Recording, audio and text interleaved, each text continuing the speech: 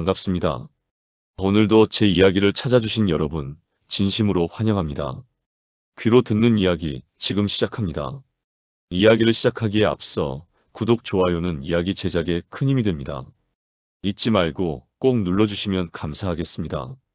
오늘은 제가 젊은 시절 겪었던 꿈인지 생시인지 분간이 안 가던 기이하고도 뜨거웠던 그 시절의 이야기를 들려드리려 합니다. 저희 집안은 대대로 이 근방에서 알아주는 만석군 집안이었습니다. 아버님은 엄하셨고 형님들은 일찍이 집안의 큰 재산들을 하나씩 나누어 받으셨지요. 하지만 막내로 태어난 저는 공부에도 소질이 없고 그저 산천 초목 구경하며 풍류 즐기는 것만 좋아했습니다. 그러던 어느 날 아버님이 갑자기 세상을 떠나시며 유언을 남기셨는데 그 내용이 참으로 기가 막혔습니다. 큰형님은 비옥한 논밭을, 작은형님은 한양의 큰 상점들을 물려받았는데 제게 떨어진 것은 달랑 낡은 초가집 한 채와 대대로 우리 집안의 꾸준 일을 도맡아 하던 하녀 단 한 명뿐이었습니다. 그 아이의 이름은 버들이라고 했습니다. 어릴 적부터 제 수발을 들던 아이였지요. 형님들은 저를 비웃으며 짐을 싸서 당장 나가라고 등을 떠밀었습니다. 저는 억울한 마음도 들었지만 어쩌겠습니까? 빈손으로 쫓겨나듯 버들이만 데리고 아버님이 남겨주신 그 외딴 산골의 초가집으로 향했습니다. 도착해보니 집은 금방이라도 무너질 듯 허름했습니다. 비바람만 겨우 피할 수준이었지요. 저는 마당 한가운데 주저앉아 한탄을 했습니다. 귀하게 자란 내가 이제 무엇을 먹고 살 것인가 싶어 눈물까지 나더군요. 그런데 그때였습니다. 말없이 짐을 정리하던 버들이가 제 앞으로 다가와 무릎을 꿇고 앉았습니다. 나리, 기운을 차리십시오. 대감마님께서 제게만 따로 남기신 말씀이 있습니다. 저는 깜짝 놀라 버들이를 쳐다보았습니다. 아버님이 하녀에게 따로 남긴 말씀이라니요. 버들이는 품속에서 낡은 비단 주머니 하나를 꺼내며 말을 이었습니다. 대감마님께서는 나리께서 진정한 어른이 되기 전까지는 절대 이것을 열어보지 말라 하셨습니다. 그리고 제가 나리를 온전한 사내로 만들어 드리는 것이 제 마지막 소임이라 하셨지요. 그날 밤이었습니다. 산속의 밤은 깊고 적막했습니다. 허름한 방 안에 등잔불 하나를 켜두고 누워있는데 옆방에서 버들이의 기척이 들려왔습니다. 평소에는 그저 동생 같고 아이 같던 버들이었는데 그날따라 벽 너머로 들리는 숨소리가 유난히 크게 들리더군요. 잠시 후 문이 조용히 열리더니 버들이가 들어왔습니다. 나리 찹니다. 이불이 얇아 걱정이 되어 들어왔습니다. 버들이의 목소리는 평소와 달리 묘하게 떨리고 있었습니다. 등잔불빛에 비친 버들이의 실루엣이 평소와는 전혀 달라 보였습니다. 헐렁한 무명옷 사이로 드러난 하얀 목덜미와 발그레해진 얼굴이 제 가슴을 뛰게 만들었습니다. 그날 이후로 저희 둘의 기묘한 동거가 시작되었습니다. 버들이는 낮에는 산에 가서 나무를 캐고 장터에 나가 물건을 팔며 살림을 꾸려나갔습니다. 그런데 이상한 점이 한두 가지가 아니었습니다. 버들이가 장터에만 다녀오면 어디서 구했는지 모를 진귀한 음식들이 밥상에 올라왔고 마을 사람들은 버들이를 볼 때마다 깍듯이 허리를 굽혀 인사를 하는 것이었습니다. 그저 이름 없는 하녀인 줄 알았는데 말입니다. 어느 날 밤 저는 궁금함을 참지 못하고 버들이를 불러 세웠습니다. 버들아, 너의 정체가 대체 무엇이냐? 아버님은 왜 너만을 내게 남기셨고 너는 왜 이 깊은 산골에서 나를 모시고 있는 것이냐? 버들이는 한동안 말이 없었습니다. 그러더니 조용히 제 손을 잡아 자신의 가슴팍으로 가져갔습니다. 나리, 제 심장 소리가 들리십니까? 이 심장은 나리만을 위해 뜁니다. 대감마님께서 제게 주신 명령은 나리를 이 나라 최고의 거상으로 만드는 것이었습니다. 하지만 그 전에 나리께서 배우셔야 할 것이 있습니다. 사람의 마음을 얻는 법, 그리고 여인의 마음을 얻는 법 말입니다. 그날 밤 버들이는 제게 아버님이 숨겨두셨던 진짜 상속의 비밀을 털어놓기 시작했습니다. 저희 집안의 만석군 재산은 사실 겉으로 드러난 것에 불과했고 진짜 보물은 따로 있다는 것이었습니다. 그리고 그 보물을 찾을 수 있는 열쇠는 오직 버들이만이 알고 있다고 했습니다. 하지만 그 열쇠를 받기 위해서는 제가 감당해야 할 혹독한 시험들이 기다리고 있었습니다. 저는 그날부터 버들이의 가르침 아래 완전히 다른 삶을 살게 되었습니다. 낮에는 시장 바닥에서 장사꾼들의 생리를 배웠고 밤에는 버들이와 함께 등잔불 아래서 병법서와 상업 지침을 읽었습니다. 그런데 공부보다 더 힘들었던 것은 바로 제 곁에서 저를 보필하는 버들이의 존재였습니다. 헌신적이면서도 때로는 엄격하고 또 가끔은 치명적인 매력을 발산하는 그 아이 때문에 저는 매일 밤 잠을 이룰 수 없었습니다. 한 번은 이런 일이 있었습니다. 큰 비가 쏟아지던 여름날이었지요. 지붕이 새어 방 안에 물이 들이닥쳤습니다. 저희 둘은 좁은 툇마루에 붙어 앉아 비가 그치기를 기다려야 했습니다. 빗줄기는 거세졌고 천둥 소리에 버들이가 깜짝 놀라 제 품으로 파고들었습니다. 비에 젖은 버들이의 옷감이 살결에 달라붙어 그 아이의 굴곡이 그대로 느껴졌습니다. 날이 무섭습니다. 제 곁에 꼭 계셔 주십시오. 버들이의 젖은 목소리가 제 귓가를 간지럽혔습니다. 저는 침을 꼴깍 삼키며 그 아이의 어깨를 감싸 안았습니다. 그 순간 느꼈습니다. 아버님이 제게 남기신 진정한 재산은 금은 보화가 아니라 바로 이 아이와 함께 만들어가는 이 뜨겁고도 절실한 시간들이라는 것을 말입니다. 하지만 평화는 오래가지 않았습니다. 제가 산골에서 버들이와 함께 재기를 꿈꾸고 있다는 소문이 형님들의 귀에 들어간 것이지요. 욕심 많은 형님들은 아버님이 제게 숨겨진 보물을 남겼을지도 모른다는 의심을 품고 사람들을 보내 저희를 감시하기 시작했습니다. 어느 날 장터에서 돌아오던 길에 저는 낯선 사내들에게 둘러싸였습니다. 그들은 다짜고짜 저를 끌고 가려 했고 그때 어디선가 버들이가 나타났습니다. 평소에 연약한 모습은 온데간데 없고 버들이는 품속에서 단검을 꺼내 휘두르며 저를 방어했습니다. 그 모습은 마치 훈련받은 무사와도 같았습니다. 나리, 제 뒤로 숨으십시오. 누구도 나리를 건드리지 못하게 하겠습니다. 버들이의 눈빛은 살기로 가득 찼습니다. 저는 큰 충격을 받았습니다. 내가 알던 버들이가 맞나 싶었지요. 상황이 정리된 후 집으로 돌아온 저는 버들이를 추궁했습니다. 너는 대체 누구냐? 어떻게 그런 무술을 할 줄 아는 것이냐? 버들이는 눈물을 흘리며 무릎을 꿇었습니다. 날이 사실 저는 대감마님의 비밀 호위무사였습니다. 대감마님께서는 나리께서 형님들의 시샘 속에서 살아남지 못할 것을 예견하시고 저를 하녀로 위장시켜 평생 나리를 지키게 하신 것입니다. 그리고 이제 때가 되었습니다. 나리께서 진정한 주인이 되실 시간 말입니다. 버들이는 벽장 깊숙한 곳에서 낡은 지도를 꺼냈습니다. 그 지도에는 우리 가문이 대대로 지켜온 전국의 상권 조직망과 숨겨진 자금줄이 상세히 적혀 있었습니다. 형님들이 받은 것은 눈에 보이는 재산이었지만 제가 받은 것은 가문이 뿌리이자 거대한 힘의 원천이었던 것입니다. 자, 나리. 이제 가문을 바로 세우러 가셔야 합니다. 제가 앞장서겠습니다. 버들이의 그 말 한마디에 저는 정신이 번쩍 들었습니다. 더 이상 나약한 막내 아들로 머물러 있을 수는 없었지요. 저는 버들이의 손을 꽉 잡았습니다. 그 이후 저는 버들이와 함께 전국을 누비며 형님들이 망쳐놓은 가문의 사업들을 하나하나 되찾아오기 시작했습니다. 그 과정에서 겪은 아슬아슬한 고비들과 버들이와의 깊어지는 정은 말로 다 표현하기 힘들 정도입니다. 그렇게 저희 둘은 짐을 챙겨 산을 내려왔습니다. 버들이가 보여준 지도에는 전국 각지의 보부상 우두머리들과 은밀히 거래하던 객주들의 명단이 빼곡히 적혀 있었지요. 처음에는 반신반의했습니다. 그저 하녀인 줄 알았던 아이가 내미는 이 종이 조각이 정말 힘이 있을까 싶었거든요. 하지만 첫 번째 목적지인 충주 땅에 도착했을 때 제 의구심은 눈 녹듯 사라졌습니다. 충주에서 가장 큰 상점을 운영하던 조객주라는 노인이 있었습니다. 그분은 아버님과 형님들 앞에서는 머리를 조아렸지만 사실은 독자적인 세력을 가진 무서운 분이었지요. 제가 버들이와 함께 그를 찾아갔을 때 그는 처음엔 저를 문전박대했습니다.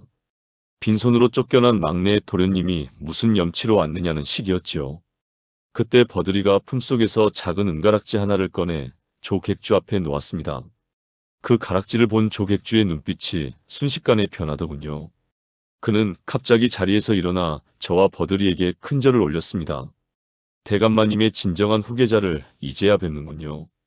이 가락지는 가문의 비자금을 관리하는 자들만이 알아볼 수 있는 식물이었던 겁니다. 조객주의 도움으로 저는 작은 포목점을 열었습니다. 하지만 평범한 포목점이 아니었지요. 버들이는 밤마다 저에게 여인들의 마음을 사로잡는 법을 가르쳤습니다. 날이 비단은 단순히 몸을 가리는 천이 아닙니다. 여인의 욕망과 신분을 드러내는 거울이지요. 사람을 보지 말고 그 사람의 결핍을 보십시오. 버드리의 조언은 날카로웠습니다. 저는 버드리가 시키는 대로 했습니다. 손님으로 오는 부녀자들의 사소한 대화에도 귀를 기울였고 그들이 진정으로 원하는 것이 무엇인지 파악했지요. 소문은 금방 퍼졌습니다. 충주장터에 가면 사람의 마음을 꿰뚫어보는 잘생긴 젊은 주인이 있다는 소문 말입니다. 장사는 날로 번창했고 저는 순식간에 막대한 자금을 모을 수 있었습니다. 하지만 돈이 모이자 어김없이 어두운 그림자가 드리웠습니다. 한양에서 소식을 들은 둘째 형님이 사람을 보낸 것입니다. 둘째 형님은 성격이 불같고 탐욕스러워서 제 성공을 그대로 두고 볼 위인이 아니었습니다. 어느 날 밤 제가 장부를 정리하고 있는데 복면을 쓴 사내들이 포목점에 불을 질렀습니다. 불길은 순식간에 치솟았고 저는 연기에 질식해 쓰러질 뻔했습니다. 그때 어둠 속에서 푸른 광채가 번뜩였습니다. 버들이었습니다. 그녀는 평소에 고운 치마 저고리를 벗어던지고 몸에 붙는 검은 옷을 입은 채 단검 두 자루를 쥐고 있었습니다. 버들이의 움직임은 마치 한 마리의 나비 같으면서도 그 끝은 매서운 벌침과 같았습니다. 나리, 제 뒤에 바짝 붙으십시오. 절대로 손을 놓으시면 안 됩니다. 버들이의 목소리는 평소보다 낮고 차가웠습니다. 그녀는 저를 한 팔로 감싸 안은 채 사내들의 공격을 막아냈습니다. 칼날이 부딪히는 소리와 비명이 난무하는 가운데 저는 버들이의 뜨거운 숨결과 단단한 팔의 힘을 느꼈습니다. 나를 지키기 위해 온몸을 던지는 이 여인에게 저는 형용할 수 없는 감정을 느꼈지요. 겨우 불길을 뚫고 탈출한 저희는 숲속 작은 동굴로 몸을 피했습니다. 버들이의 어깨에서는 피가 흐르고 있었습니다. 저를 보호하려다 칼에 스친 것이었지요. 저는 당황해서 제 저고리를 찢어 그녀의 상처를 묶어주려 했습니다. 날이 직접 하시는 겁니까? 버들이가 가쁜 숨을 몰아쉬며 저를 바라보았습니다.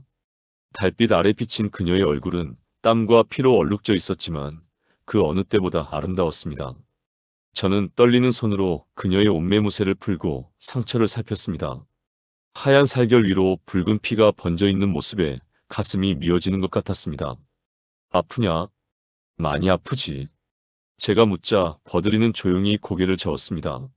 나리께서 무사하시니 저는 하나도 아프지 않습니다. 다만 제가 더 강했어야 하는데 죄송할 뿐입니다. 그녀의 눈에 이슬이 맺혔습니다. 저는 참지 못하고 그녀를 품에 꼭 안았습니다. 버들아, 너는 더 이상 내 하녀가 아니다. 너는 내 생명이고 내 전부다. 아버님이 왜 너를 내게 남기셨는지 이제야 알 것 같구나. 돈이나 땅보다 귀한 것은 바로 너처럼 목숨을 걸고 서로를 지키는 사람이라는 것을 말이다.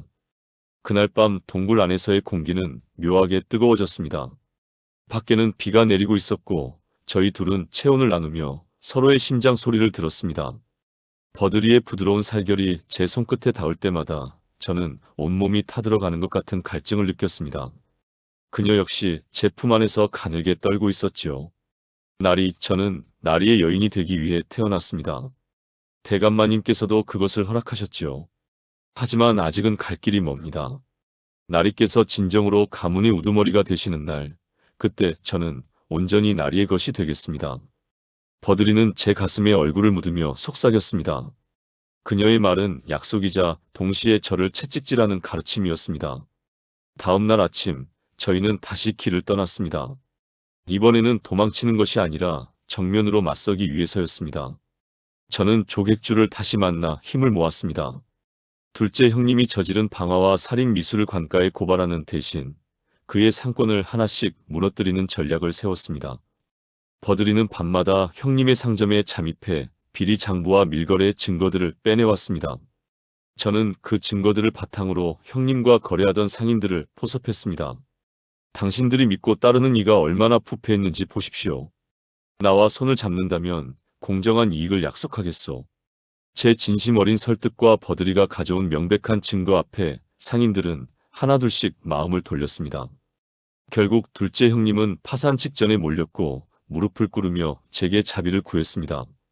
저는 형님을 용서하는 대신 모든 재산을 가문의 이름으로 환수하고 시골로 내려가 근신하게 했습니다. 이제 남은 것은 가장 큰 세력을 가진 큰형님뿐이었습니다. 큰형님은 차원이 다른 상대였습니다. 그는 이미 조정의 고위 관료들과 결탁하여 권력을 손에 쥐고 있었지요. 하지만 제 곁에는 버드리가 있었습니다. 그녀는 제게 마지막 상속의 비밀을 알려주었습니다. 나리, 대감마님께서 남기신 비단 주머니를 이제 여실 때가 되었습니다. 제가 떨리는 손으로 주머니를 열자 그 안에는 작은 열쇠 하나와 짧은 편지가 들어 있었습니다. 편지에는 이렇게 적혀 있었습니다. 진짜 보물은 땅속에 있는 것이 아니라 사람들의 신뢰 속에 있다. 한양 도성 아래 가장 오래된 창고를 찾아가거라. 그 창고는 저희 가문이 흉년이 들 때마다 백성들에게 곡식을 나누어 주며 쌓아온 덕망의 결정체였습니다. 그곳에는 수많은 백성이 자발적으로 작성한 서약서들이 가득했습니다. 만약 우리 가문이 위기에 처하면 언제든 목숨을 걸고 돕겠다는 민초들의 약속이었지요. 큰형님이 가진 권력은 모래성 같았지만 제가 물려받은 이 신뢰의 뿌리는 그 무엇보다 견고했습니다. 저와 버드리는 한양으로 향했습니다. 마지막 결전을 위해서였지요. 한양의 거리는 이미 큰형님의 횡포에 지친 백성들의 원성으로 가득했습니다. 저는 그들 앞에 서서 아버님의 유지를 전했습니다. 이제 우리 가문은 백성의 피를 빠는 괴물이 아니라 백성을 지키는 울타리가 될 것이라고 선포했습니다. 큰형님은 군관들을 동원해 저희를 진압하려 했습니다. 하지만 성난 민심을 막을 수는 없었습니다. 수천 명의 백성이 저희 뒤에 섰고 버드리를 필두로 한 비밀호위 조직이 궁궐의 부패한 세력을 압박했습니다. 결국 큰형님 역시 스스로 몰락의 길을 걷게 되었습니다. 모든 일이 정리된 후 저는 드디어 가문의 진정한 주인이 되었습니다. 대저택의 문을 열고 들어가는 제 곁에는 항상 그렇듯 버드리가 서 있었습니다. 그녀는 이제 하녀의 옷이 아닌 화려하고 기품 있는 여인의 옷을 입고 있었습니다. 나리, 이제 모든 소임을 다 마쳤습니다. 버드리가 미소 지으며 말했습니다. 저는 그녀의 손을 잡고 침실로 향했습니다. 길고 길었던 여정, 수많은 고비와 유혹을 이겨내고 저희는 드디어 온전한 둘만의 시간을 맞이하게 되었습니다. 촛불이 일렁이는 방 안에서 저는 버드리의 옷고름을 천천히 풀었습니다. 그녀의 하얀 어깨가 드러나고 달빛보다 고운 속살이 눈앞에 펼쳐졌습니다. 그동안의 험난했던 세월이 주마등처럼 스쳐 지나갔습니다. 나리, 평생 나리만을 모시겠습니다. 이제는 하녀가 아니라 나리의 아내로서 말입니다. 버드리의 뜨거운 고백과 함께 저희의 입술이 맞닿았습니다. 밖에는 눈이 소복이 내리고 있었고 방 안은 서로의 열기로 가득 찼습니다. 아버님이 제게 남겨주신 가장 큰 상속은 바로 이 사랑과 믿음이었다는 것을 저는 그날 밤 다시 한번 뼈저리게 느꼈습니다.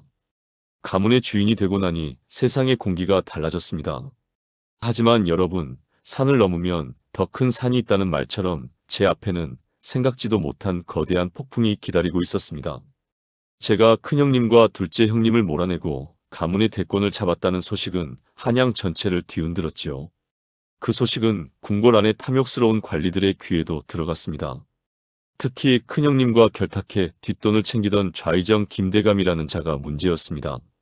그는 제 아버님이 남기신 진짜 유산, 즉 그 비밀지도와 전국의 상권 조직망을 통째로 집어삼키려 음모를 꾸미기 시작했습니다. 어느 깊은 밤이었습니다. 버드리와 함께 새로 단장한 사랑방에서 따뜻한 차를 마시고 있었지요. 버드리는 이제 하녀의 수건을 벗고 고운 비단 댕기를 들이운 채 제 곁을 지키고 있었습니다. 그녀가 제 찻잔에 차를 따르며 나지막이 말했습니다. 나리, 바람의 냄새가 좋지 않습니다. 조만간 한양에서 큰 손님이 올 것 같으니 마음의 준비를 하셔야겠습니다. 버드리의 육감은 단 한 번도 틀린 적이 없었습니다. 그녀는 밤마다 마당에 흩어진 낙엽의 방향이나 달무리만 보고도 앞날을 예견하곤 했지요. 아니나 다를까 사흘 뒤 임금의 전가를 들고 왔다는 명목으로 좌의정의 수하들이 들이닥쳤습니다. 그들은 제게 막대한 군자금을 내놓으라고 협박했습니다. 나라의 창고가 비었으니 가문의 재산을 내놓으라는 것이었지만 사실은 제 손에 든 상권 조직망을 가로채려는 수작이었습니다. 제가 거절하자 그들은 본색을 드러냈습니다. 저를 역모의 죄로 몰아 가두려 했지요. 그 일촉즉발의 순간에 버드리가 제 앞으로 나섰습니다. 그녀는 품속에서 아버님이 남겨주셨던 또 하나의 신표를 꺼냈습니다. 그것은 선대왕께서 저희 가문의 조상님께 하사하셨던 면사첩이었습니다. 어떠한 죄도 한 번은 사해준다는 증서였지요. 좌의정의 수하들도 감히 그 앞에서는 고개를 숙일 수밖에 없었습니다. 하지만 그들은 물러나면서도 비열한 미소를 지었습니다. 재물은 지켰을지 몰라도 사람을 지키기는 쉽지 않을 것이라는 독설을 내뱉었지요. 그날 이후 버드리의 모습이 보이지 않았습니다. 저는 미친 사람처럼 온 집안을 뒤졌지만 그 어디에도 그녀의 흔적은 없었습니다. 좌의정 쪽에서 그녀를 납치한 것이 분명했습니다. 제 심장이 무너져 내리는 것 같았습니다. 천석군, 만석군 재산이 다 무슨 소용입니까? 제 목숨보다 귀한 버드리가 없는데 말입니다. 저는 아버님이 남겨주신 지도를 다시 펼쳤습니다. 지도 구석에는 아주 작은 글씨로 이런 문구가 적혀 있었습니다. 진정한 위기가 닥치면 가장 낮은 곳으로 가라. 저는 화려한 비단옷을 벗어던지고 예전에 입던 낡은 무명옷으로 갈아입었습니다. 그리고 한양 도성 밖 가장 가난한 사람들이 모여 사는 운막촌으로 향했습니다. 그곳에는 제가 예전에 아버님의 유지를 받들어 곡식을 나누어 주었던 사람들이 살고 있었지요. 제가 그곳에 도착하자 수많은 사람이 저를 에워쌌습니다. 날이 저희가 기다리고 있었습니다. 버들이 아가씨가 납치된 곳을 알고 있습니다. 그들은 자신들의 그물망 같은 정보력을 동원해 이미 좌의정의 비밀 별장을 찾아내 두었습니다. 권력자들은 백성들을 무지하다고 비웃지만 사실 세상의 모든 이야기는 길바닥에서 시작되어 담장을 넘는 법입니다. 저는 그들의 도움을 받아 비밀 통로를 통해 별장에 잠입했습니다. 그곳 지하 감옥에 버드리가 갇혀 있었습니다. 그녀는 모진 고문을 당했는지 몰골이 말이 아니었습니다. 하지만 저를 보는 그녀의 눈빛만은 여전히 맑고 강인했습니다. 나리, 왜 오셨습니까? 이곳은 위험합니다. 어서 피하십시오. 그녀는 자신보다 제 걱정을 먼저 했습니다. 저는 눈물을 흘리며 그녀의 포박을 풀었습니다. 버드라, 내가 너를 두고 어디로 간단 말이냐? 내가 가진 모든 것은 너로부터 시작되었고 너로 인해 완성된 것이다. 그때 좌의정의 군사들이 저희를 포위했습니다. 좌의정 김대감이 거드름을 피우며 나타나더군요. 여기까지 발을 들이다니 제 무덤을 스스로 팠구나. 이제 너와 저 계집, 그리고 그 지도까지 모두 내 손에 들어올 것이다. 저는 품속에서 지도 대신 낡은 종이 뭉치를 꺼내 높이 들었습니다. 이것이 무엇인지 아느냐? 이것은 너희가 그동안 백성들의 고열을 짜내어 축제한 비리 장부단. 전국 상권을 관리하며 모은 것은 돈뿐만이 아니라 너희 같은 부패한 관리들의 죄악이었다. 좌의정의 얼굴이 흑빛으로 변했습니다. 제가 가문의 조직망을 통해 전국 각지의 세무 기록과 밀거래 현황을 이미 다 파악해 두었던 것이지요. 만약 저와 버드리에게 무슨 일이 생긴다면 이 장부는 즉시 대궐 앞 광장에 뿌려질 예정이었습니다. 결국 좌의정은 무릎을 꿇었습니다. 권력이라는 것이 참으로 허무하더군요. 제 손에 쥔 종이 몇 장에 그 기세등등하던 대감이 사시나무 떨듯 떨었습니다. 저는 버드리를 등에 업고 유유히 그곳을 빠져나왔습니다. 집으로 돌아오는 길, 눈이 내리기 시작했습니다. 등에 업힌 버드리의 체온이 제 등에 따뜻하게 전해졌습니다. 날이 이제 정말 다 끝난 것입니까? 그녀가 귓가에 작게 속삭였습니다. 그래, 이제 정말 끝이다. 아니, 이제부터가 진짜 시작이지. 우리는 이제 남을 누르고 빼앗는 부자가 아니라 남을 살리고 세우는 진짜 부자가 될 것이다. 아버님이 내게 너를 남겨주신 진짜 이유도 바로 이것이었을 게다. 혼자서는 갈 수 없는 길을 함께 가라는 뜻이었겠지. 세월이 흘러 저는 이제 백발이 성성한 노인이 되었습니다. 제 옆에는 여전히 곱게 늙은 버드리가 앉아있지요. 저희는 그 많던 재산의 대부분을 학교를 세우고 병원을 짓는 데 썼습니다. 사람들은 저를 만석군이라 부르지 않고 만덕군이라 부릅니다. 만명에게 덕을 베풀었다는 뜻이지요. 가끔 손주들이 제 무릎에 앉아 묻곤 합니다. 할아버지, 할아버지는 아버님께 무엇을 상속받으셨나요? 그러면 저는 허허 웃으며 옆에 앉은 할머니의 손을 꽉 잡습니다. 얘들아, 나는 이 세상에서 가장 귀한 보물을 물려받았단다. 금괴 백상자보다 귀하고 비단만 필보다 따뜻한 바로 이 할머니를 물려받았지. 그것이 내 인생의 가장 큰 행운이었단다. 여러분, 제 긴 이야기가 이제 끝을 맺으려 합니다. 돈은 있다가도 없고 없다가도 있는 것입니다. 하지만 고난의 시절을 함께 견디고 나를 믿어준 단 한 사람의 진심은 천년이 지나도 변하지 않는 법이지요. 오늘 밤 옆에 계신 소중한 분의 손을 한번 꼭 잡아보시는 건 어떨까요? 그 손이 바로 여러분이 인생에서 받은 가장 큰 상속일지도 모릅니다. 긴 시간 제 이야기를 경청해 주셔서 감사합니다. 여러분의 가정에도 버들이 같은 축복이 가득하시길 빌겠습니다.